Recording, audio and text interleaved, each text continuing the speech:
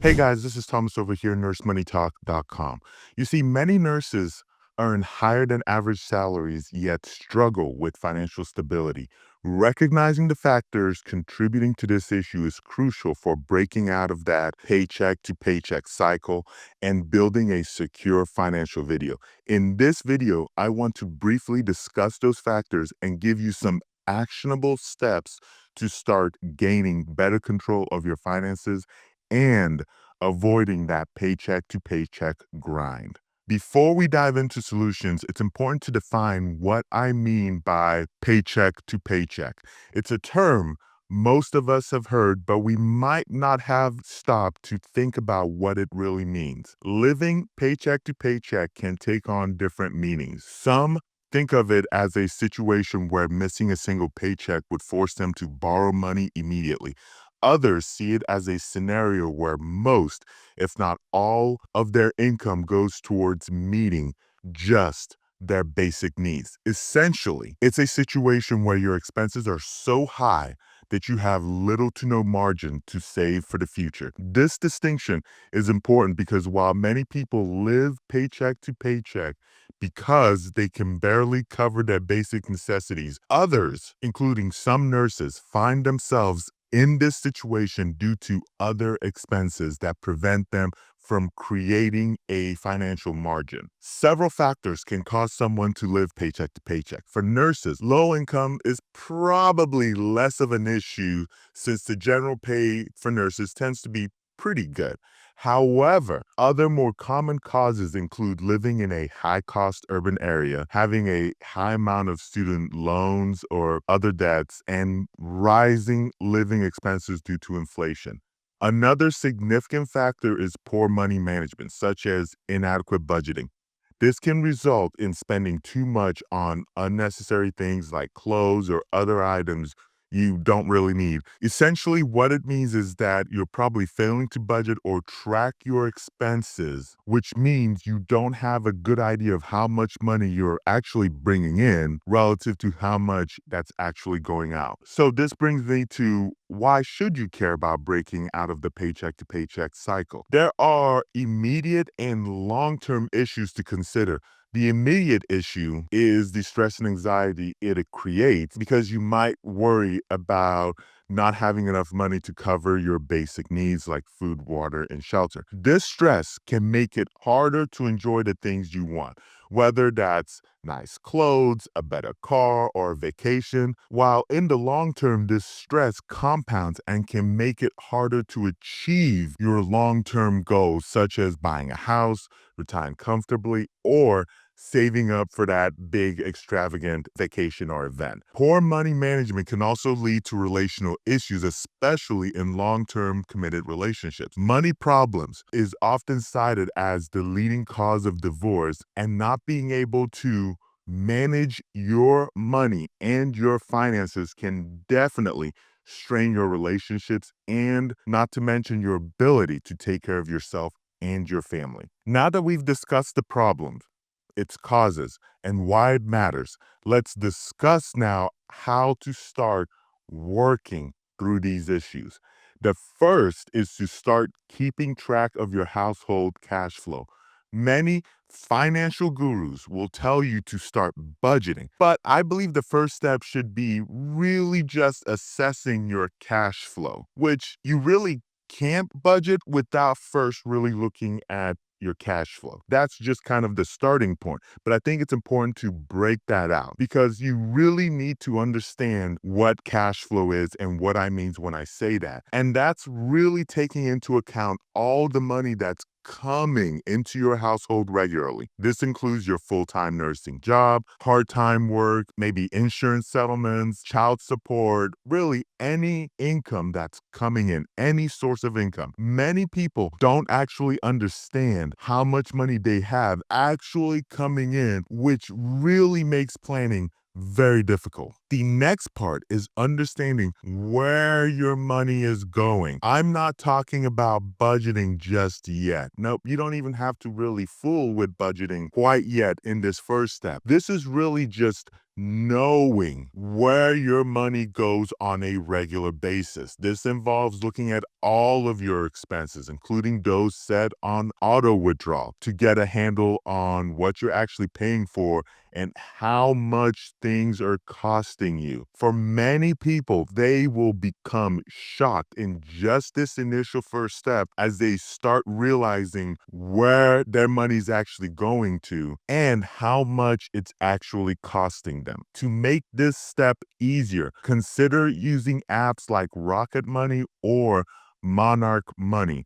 You can get to those apps by going to nursemoneytalk.com/rocket money or nursemoneytalk.com/monarch money. The link for those will be in the descriptions below. These apps connect you directly to your bank and cards. They pull in all your past and future transactions. And really, once you have some things kind of set up, they can start automatically categorizing them for you. Honestly, even right out of the box, they can really do a good job of actually start categorizing all of your expenses and making it easier to see where's your money going, and especially really looking at any reoccurring expenses. Now that you know your cash flow, the next thing to do is to set up a personal budget. One important thing to understand about budgeting is that many people tend to have a negative mindset towards it. They often see a budget as something restricted that doesn't allow them to have fun. However, budgeting can actually provide you with more freedom and allow for more enjoyment while bringing you greater peace of mind. Essentially, budgeting is about telling your money what to do. It's about giving yourself permission to spend your money on specific things. When you budget, you are planning ahead, ensuring that you can afford certain expenses without the stress because you've already allotted the extra space for them within your budget. Now, I won't get into a full-blown explanation of how to set up a budget, at least not in the nitty-gritty details. There's plenty of content on YouTube about it. If anyone's interested, let me know in the comment section below and I can do a more detailed video on that. However, I will touch on some key points. When you're setting up your budget, there are 4 fundamental pillars that you need to focus on, at least initially. These 4 pillars consist of, first, ensuring your food expenses are covered. Food is pretty self-explanatory, at least I would think so. It refers to the essentials you need for sustenance. Secondly, making sure your utilities are taken care of. Utilities include expenses like water and electricity. And nowadays, internet should also be considered a utility. However, expenses like Netflix would not be included in this category. Third, you want to ensure that your shelter is taken care of, which includes your rent or mortgage. And lastly, you need to make sure that you have a reasonable means of transportation. Depending on where you live, this could mean having a car or having money for public transportation like a bus or subway. Real quick, if you're finding this video helpful, I would really appreciate a thumbs up.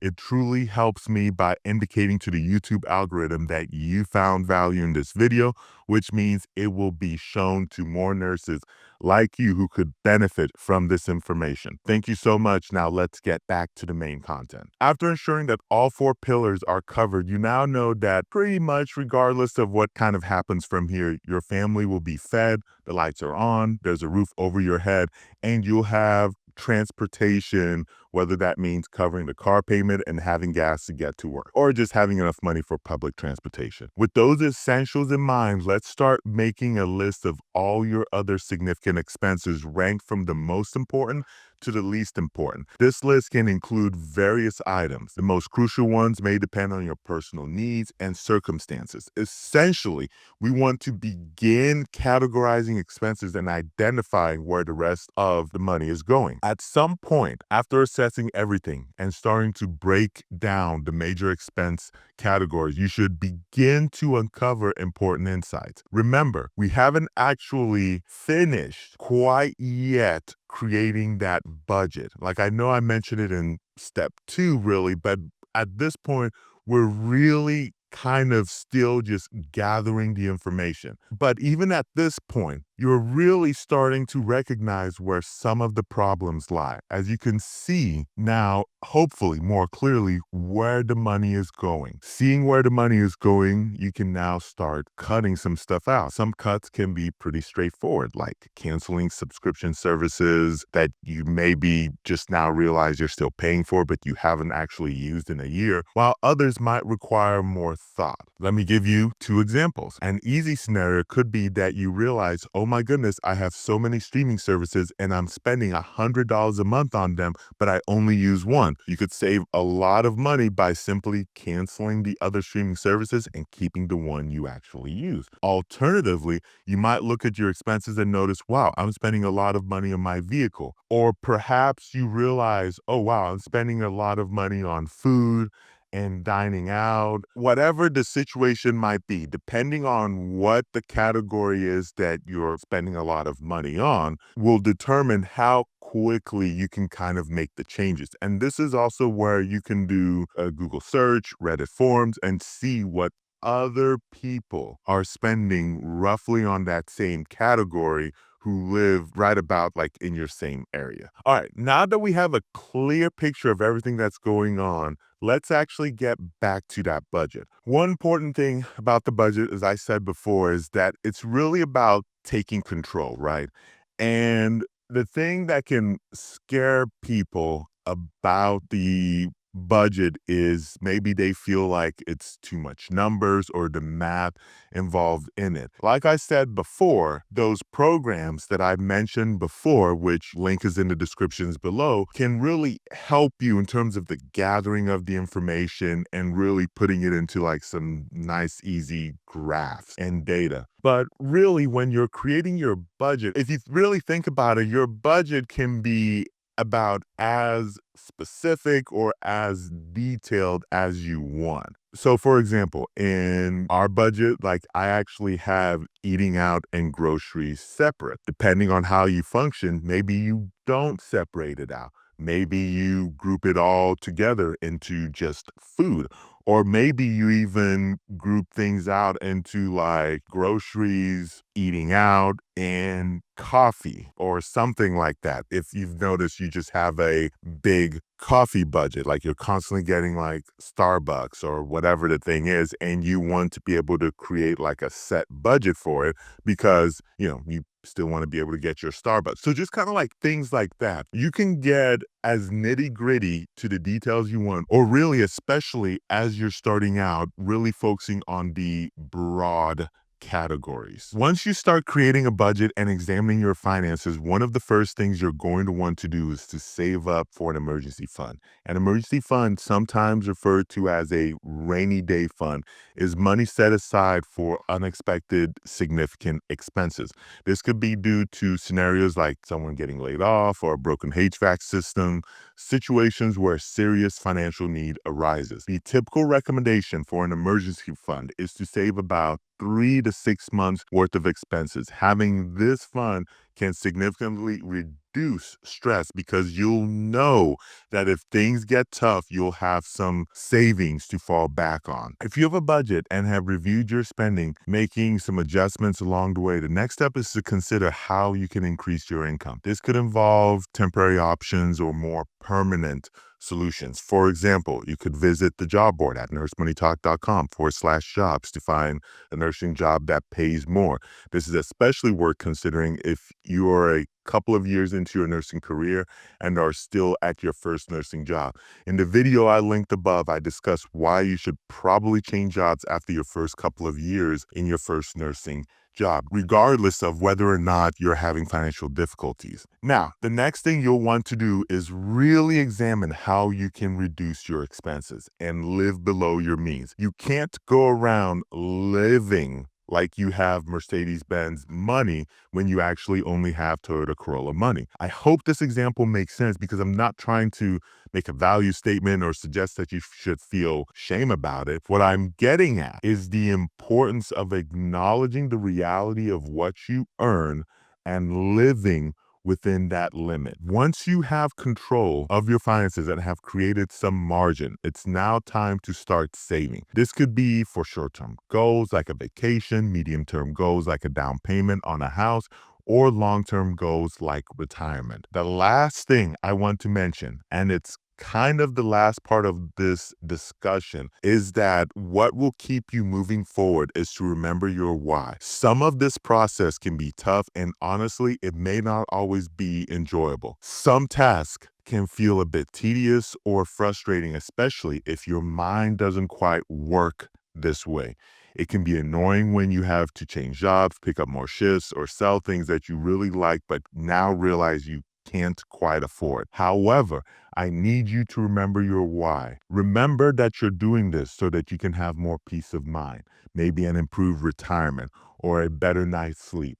Perhaps it's so that you and your spouse or significant other can argue less about money. You may want to gain better control over your finances so you can leave a job you don't really like, but feel you're stuck in. Only you can determine what your why is. But regardless of what it is, let that why fuel you and motivate you as you continue on this journey. If sharing helps you, I know it can also benefit others who see people on this journey. I encourage you to share in the comments what your why is. Why are you looking to gain better control of your finances? What are you hoping to accomplish? Let me know in the comment sections below. Also, if you have any questions, feel free to put them in the comments as well. Thank you so much for watching, and I will catch you very soon in that next video.